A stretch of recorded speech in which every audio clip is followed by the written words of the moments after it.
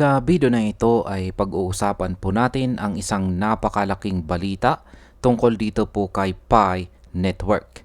Sa unang pagkakataon ay inilaunch na sa Europe ang isang Exchange Traded Product or ETP para kay Pi. At ito ay ginawa ng isang kilalang asset manager na si Valor. Hindi lang ito basta simpleng listing dahil kasama po si Pi sa 7 bagong ETP na inilabas na kinabibilangan din ni Shiba Inu, Cronos, Mantle, VeChain, Ondo, Itina at saka Celestia. Kaya ang tanong po ngayon, ano ang ibig sabihin nito para kay Pi Network at ano po ang posibleng epekto po nito sa kanyang market price? Kaya ayan po ang siyang ating pag-uusapan sa video na ito. Pero bago po tayo magpatuloy ay pakibasa na lamang po muna ang disclaimer dito po sa ibaba ng ating screen. Yan, simulan po natin sa kung ano po ba ang Pi Network ETP at bakit po ito mahalaga.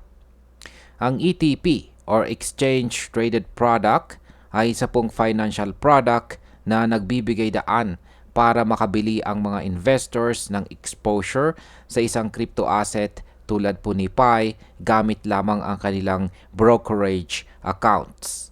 Ibig sabihin, hindi na nila kailangang bumili ng Pi token sa mismong crypto exchange. Sa halip, nakapackage na ito sa regulated financial product na madaling ma-access ng traditional investors. Mahalaga po ito dahil ngayon lang nagkaroon ng pagkakataon si Pi Network na makapasok ang mapasok po ang regulated financial market sa Europe. At kapag isang crypto ay pumasok po sa regulated structure, nagiging mas credible at mas tanggap ito ng institutional investors. Posibleng maging dahilan ito para dumami ang pondo na papasok kay Pi. Kaya sa market impact, kapag tumaas po ang interest ng institutional at saka traditional investors, posibleng magbigay po ito ng upward pressure sa presyo ni Pi sa hinaharap. Ngayon ay bakit Sweden Spotlight Stock Market ang napiling venue? Inilaunch ang Pi ETP sa Sweden Spotlight Stock Market. Isa itong regulated exchange na kilala sa pagiging transparent at accessible para sa mga European investors. Dahil sa ganitong listing, si Pi ay magiging mas madaling ma-access, hindi lang ng maliliit na investors, kundi pati na rin ng mga malalaking kumpanya at funds na dati ay hindi papasok sa unregulated crypto exchanges. Ang market impact po nito ay mas mataas na liquidity at mas malawak na adoption ang maaaring mangyari dahil mas maraming tao at institution ang makakabili at makakagamit ng Pi sa regulated na paraan. Ngayon ay sino naman si Valor at bakit po sila ang nag-launch ng Pi ETP? Si Valor ay isa pong subsidiary ng DeFi Technologies at kilala bilang isa sa pinaka-aggressive na kumpanya sa pagdadala ng crypto products sa Europe.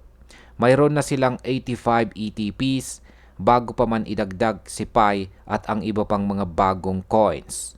Sa kanilang pahayag, sinabi po ni Johanna Belitz, siya po ang head of Nordics ng Valor, na tumataas ang demand para sa transparent at simple na paraan ng pag-access sa digital assets.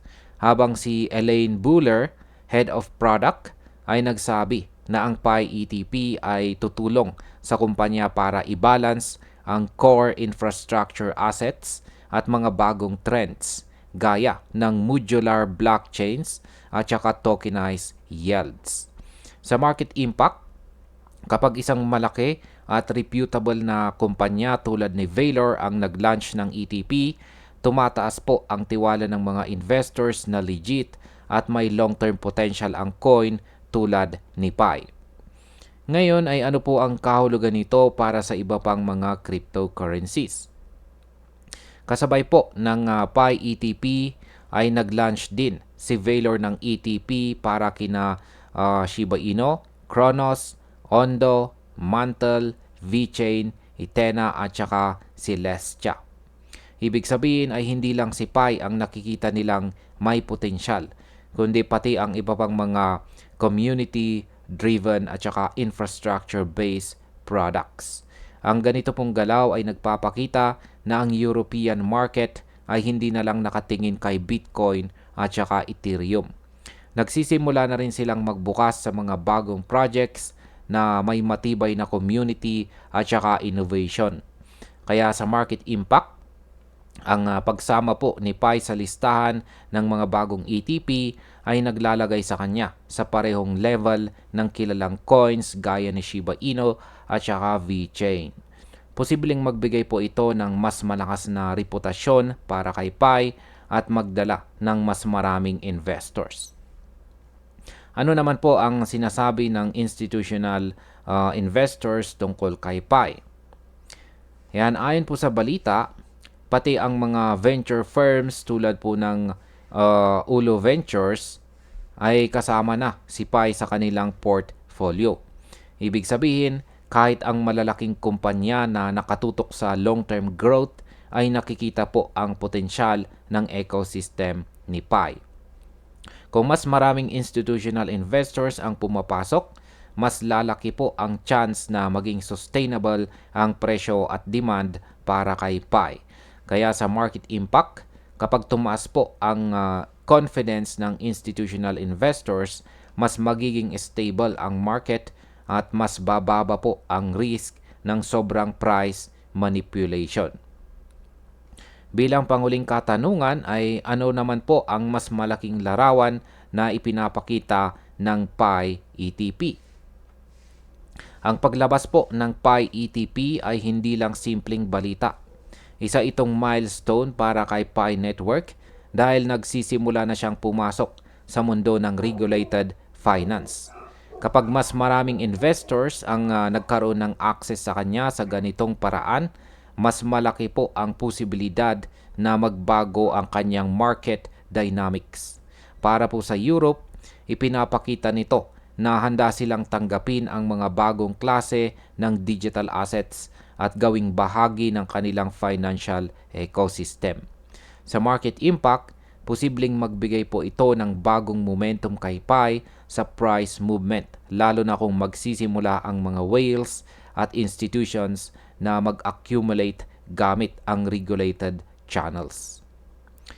Bilang panghuli, ang pag-launch po ng Pi Network ETP sa Europe ay isang napakahalagang hakbang para sa kanyang paglago.